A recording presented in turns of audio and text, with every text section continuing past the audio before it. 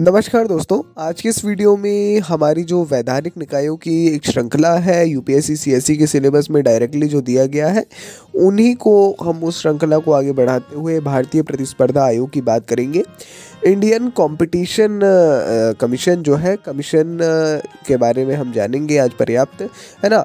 बहुत वास्ट नहीं है, बहुत सिंपल है, बहुत छोटा सा है, मगर डायरेक्टली नेम दिया गया है तो इसके बारे में पढ़ना भी उतना ज़्यादा ही ज़रूरी हो जाता है। आमतौर पर ऐसी ही चीज़ें छूट जाती हैं और एक मतलब हो सकता है चेंज जो है ना।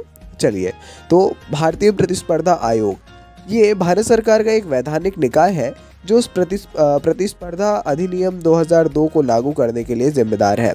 इसका विधिवत गठन मार्च 2009 में किया गया था। राघवन समिति की सिफारिश के आधार पर, ध्यान दीजिएगा, राघवन समिति की सिफारिशों पर एकाधिकार और प्रतिबंधात्मक व्यापार व्यवहार अधिनियम 1969 है ना, इसको निरस्त कर दिया गया और प्रतिस्पर्धा अधिनियम 2002 को प्रतिस्थापित किया गया था, है ना। राघवन समिति की सिफारिश पर जो आधारित था ना, उसको निरस्त किया गया था, माफ़ी चाहूँगा। इसकी संरचना की अगर हम बात करें तो संरचना भी जो है काफ़ी सिंपल है। आयोग में एक अध्यक्ष और 6 सदस्य होते हैं जिन्हें केंद्र सरकार द्वारा नियुक्त किया जाता है।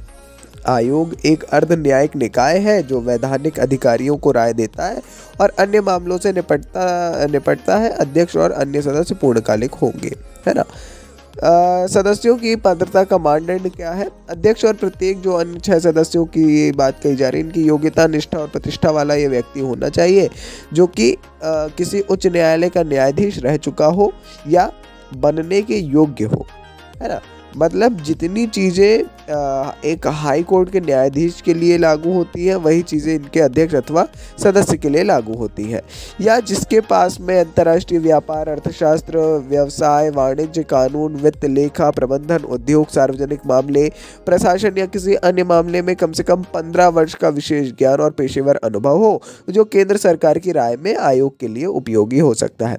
तो केंद्र सरकार के द्वारा ही नियुक्ति की जाती है, पूरा ये केंद्र सरकार के ऊपर ही होता है ना। वर्तमान परिप्रेक्ष्य में ऐसा कुछ बहुत विशेष नहीं है इनके बारे में, मतलब, है ना। अभी हाँ, इनका फाउंडेशन डे कुछ समय पहले मनाया गया था। हालांकि आगे बढ़ते हैं। अब अधिनियम की हमने बात की है तो जान ही लेते हैं प्रतिस्पर्धा अधिनियम 2002 क्या है। प्रतिस्पर्धा अधिनियम 2002 जो है 2002 में पारित किया गया था और प्रतिस्पर्धा संशोधन अधिनियम 2007 जो है, इसमें संशोधन किया गया था।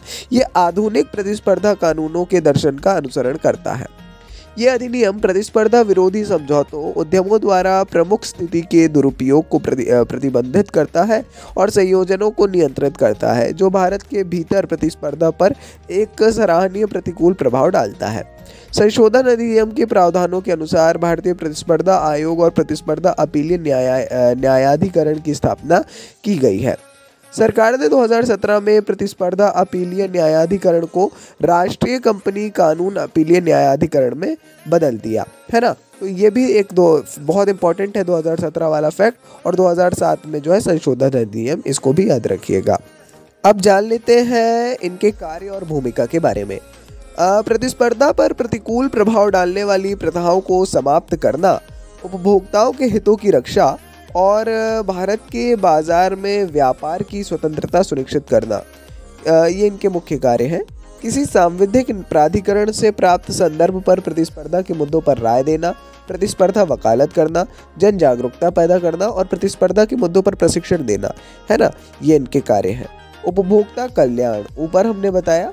देखिए, बाजारों को उपभोक्ताओं के लाभ और कल्याण के लिए काम करने योग्य बनाना, देश में आर्थिक गतिविधियों में निष्पक्ष और स्वस्थ प्रतिस्पर्धा सुनिश्चित करना ताकि अर्थव्यवस्था का तेजी से और समावेशी विकास हो सके, आर्थिक संसाधनों के सबसे कुशल उपयोग को प्रभावी बनाने के उद्देश्य से प्रतिस्पर्धा नीतियों को लागू करना, भारतीय अर्थव्यवस्था के प्रतिस्पर्धी संस्कृति को स्थापित करने और उसका पोषण करने के लिए प्रतिस्पर्धा वकालत को प्रभावी ढंग से अंजाम देना और सभी हितधारकों के बीच प्रतिस्पर्धा के लाभों के बारे में जागरूकता फैलाना, ये इनके मुख्य कार्य एवं भूमिका ऐसी तय की गई है।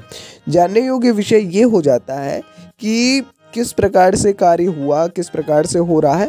तो मतलब एक बहुत इम्पॉर्टेंट है आपको अपने स्थानीय स्तर पे इसको जानना। हम हालांकि वो जानकारी नहीं दे पाएंगे मतलब, परंतु आप अपने ज़िले एवं राज्य स्तर पे ज़रूर इस चीज़ को जानिएगा। आगे बढ़ते हैं, जानते हैं चुनौतियों के बारे में। देखिए, चुनौतियां जानना किसी भी आप निकाय के बारे में पढ़ेंगे तो ज़रूरी होता है। सबसे पहली चुनौती जो इसमें देखने को मिली है वो है डिजिटलाइजेशन।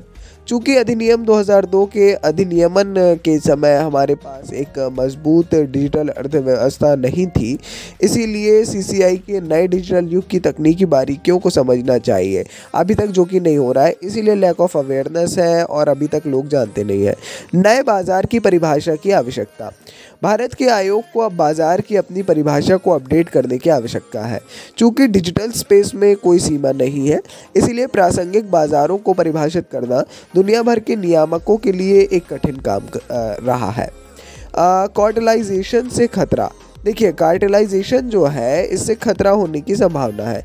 चूँकि महामारी के कारण वैश्विक स्तर पर वस्तुओं की कमी है और अब पूर्वी यूरोप में युद्ध के बाद आपूर्ति श्रृंखला पर प्रतिकूल प्रभाव पड़ा है।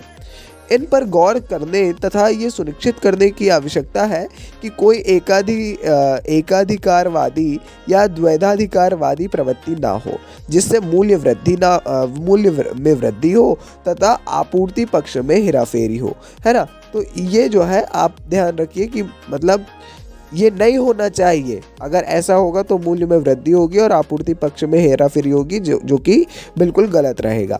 इसके माध्यम से, आज की इस वीडियो के माध्यम से हमने एक बहुत इंपॉर्टेंट आयोग के बारे में पढ़ा। आमतौर पर लोग बहुत इसको फॉर ग्रांटेड ले लेते हैं। ठीक है, कुछ ज़्यादा विशेष है भी नहीं ऐसा, मगर पढ़ लिया बहुत अच्छी बात है और सीधे तौर पर हमको इससे फ़ायदा मिल सकता है तैयारी में। बाकी ये थी आज के इस वीडियो की अंतिम जानकारी।